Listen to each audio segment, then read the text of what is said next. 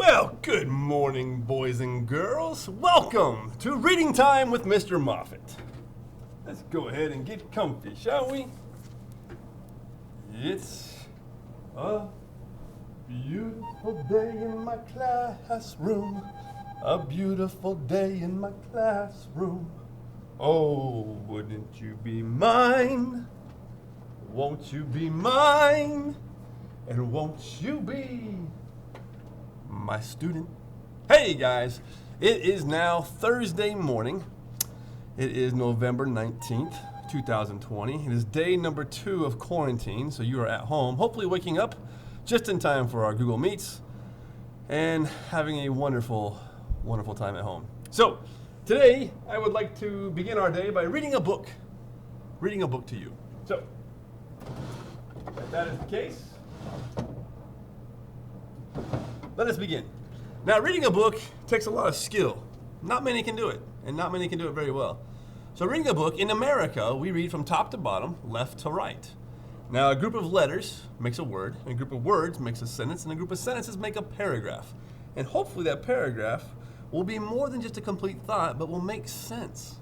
Will tell a story, will give us a painting in our mind's eye that we can see by using our imagination. Our imagination. So today, I would like to put on my reading glasses, and I would like to read to you guys an amazing book by William Kotzwinkle and Glenn Murray. This book is called Walter the Farting Dog. Let's begin.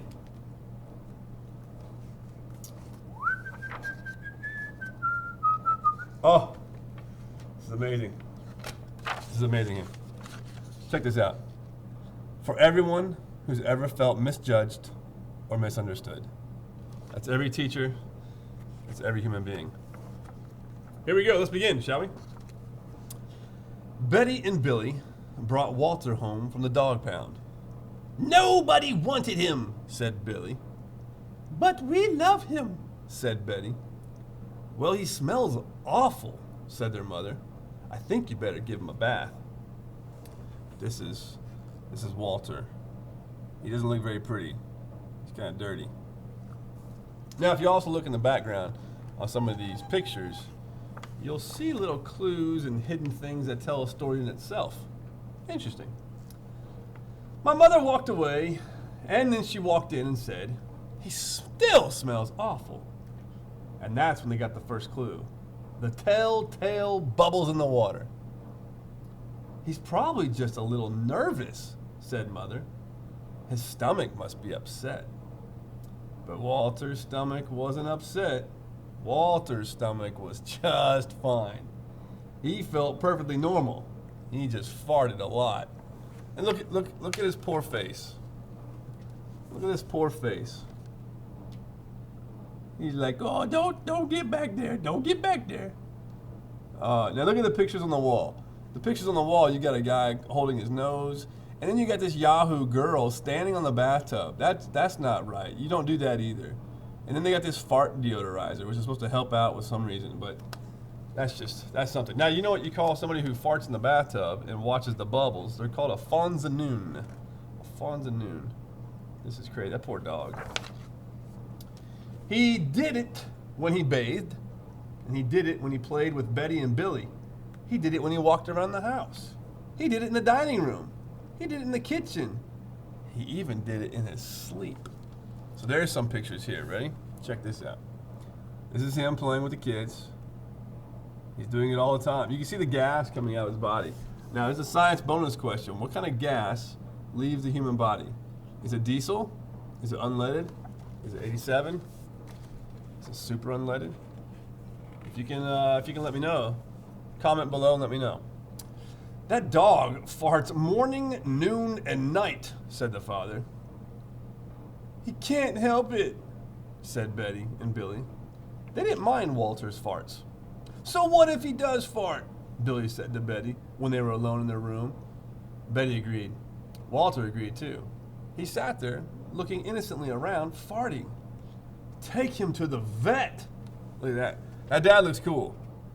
What kind of dad walks into a kid's room with a doll hanging from her neck on the wall And then you got junk everywhere all on the floor. You got a cat on this guy's head.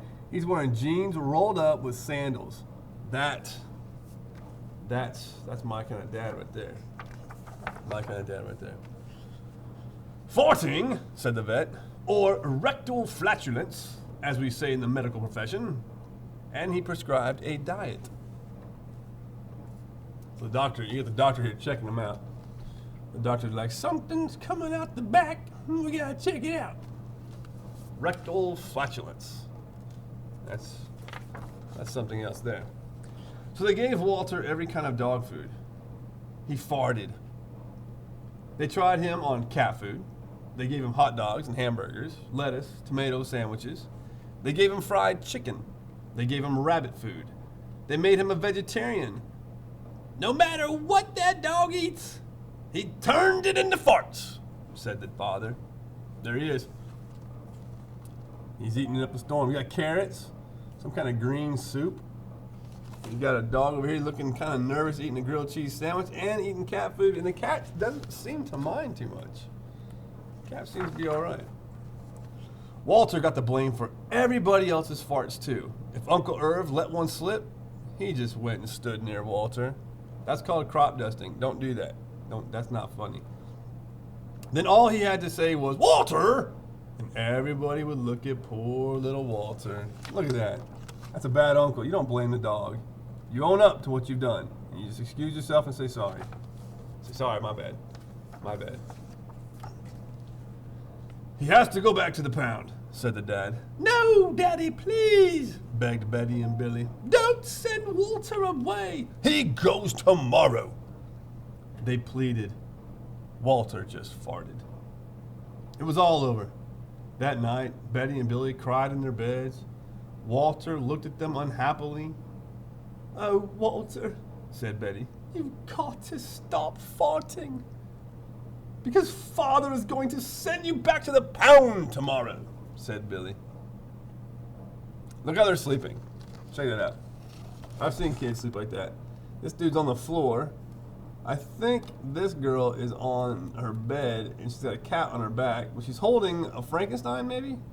Jason Voorhees? I'm not positive who she's holding there, but it's pretty weird. There's a spider crawling around the room. That's pretty interesting.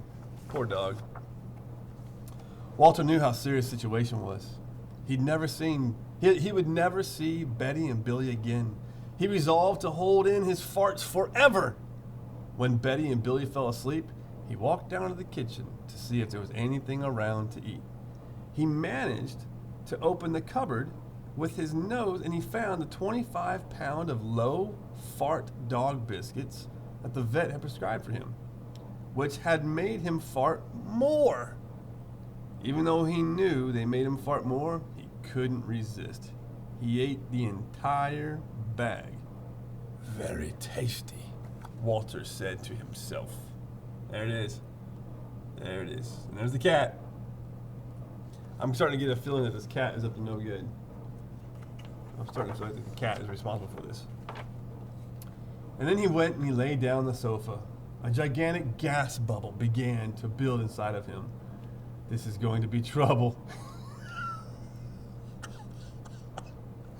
This is going to be trouble, he said to himself. Third period, you know this. You know this. We have gas bubbles in the back of the class sometimes. You know this. It's cleared the room out a couple times. This is going to be trouble, he said to himself nervously. He was afraid of what might happen if he let it go. He thought maybe the house would explode. So he kept it in. It wasn't easy. In fact, it was torture. But he had resolved to never fart again. His future depended on it as he lay there. As he lay there with his tail wrapped tightly between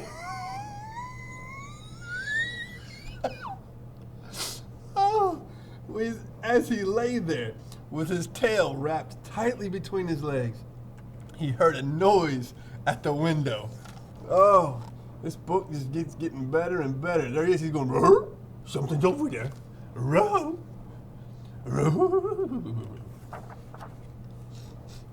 He watched it slowly open. A pair of burglars came through. They dropped silently into the kitchen. "Watch out for the dog," said one of the burglars. "He won't bite, he's a wimp." Walter might have bitten them, except he was so filled with gas, he couldn't move.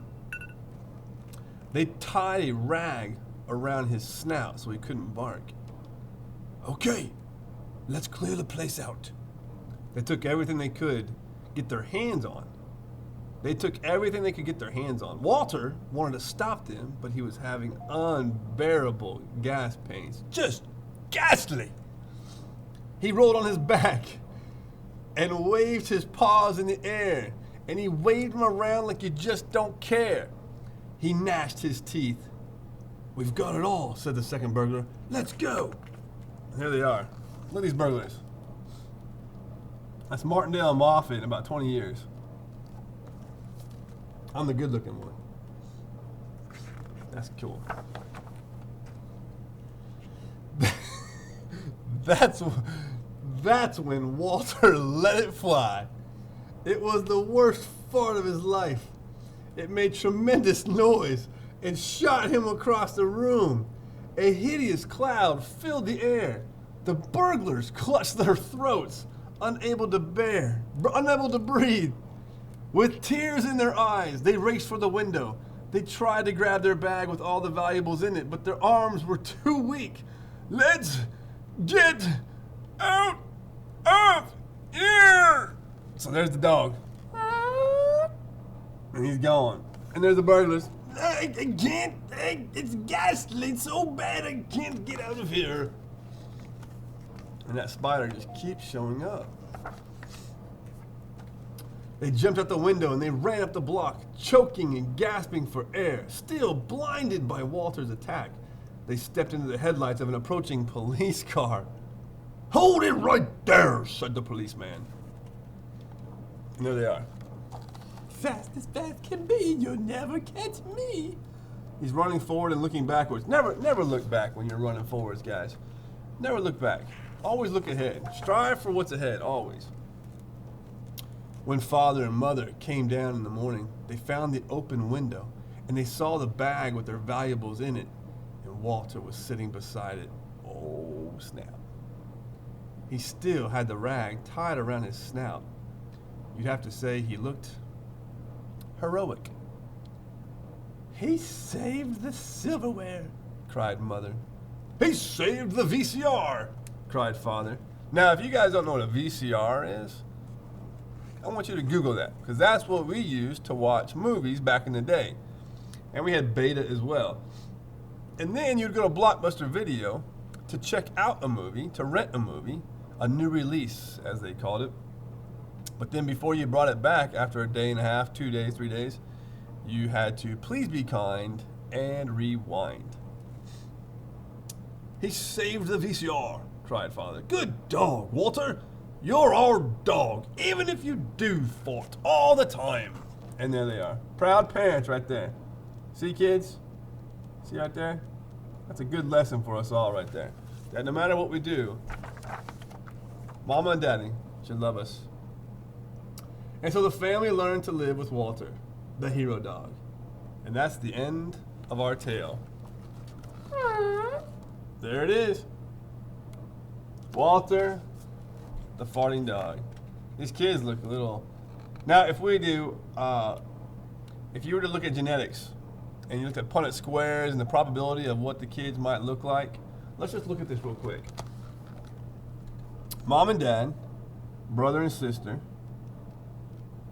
So if we look at this, we've talked about this in genetics and heredity with that monk that we learned about. You guys remember that monk's name? What's that monk's name? If you comment below with the correct answer, I will give you 10 dojo points. Now, the boy's hair, the daughter's hair, who got what from which parent? That's the question. Nose, eyes. Look at the dad's face. It's just wide, very wide. What did they get? What did the kids get from each parent? That's the question. Looks like the kids. That girl's hair. I think it's a girl. That girl's hair. I think if that's the girl over there on the left side with the bees all over her pajamas. She's got some hair right there. She's got some hair. Beautiful. Beautiful, beautiful, beautiful. All right, it's a great book. It's a great book. It's a very good book, okay? So what can we learn from this book? What can we learn from this book? Walter the Farting Dog. What can we learn from this book? Third period, you have enough people in that class that have gas giants building up inside their stomachs, but what can we learn from this story? That's the question Mr. Moffitt would like to ask today. So what can we learn from this story? All of us have problems. Sometimes it's you've eaten Taco Bell late at night, and it's just building up. Sometimes it is you wake up and you go, oh no, that assignment's due today. Sometimes it might be you had a bad day at home, bad day at school. Maybe you're like Walter and you just feel misunderstood and alone and isolated and nobody cares. But the lesson we could take away from Walter the Farting Dog, Walter never threw a fit. It was who he was. That's who he is.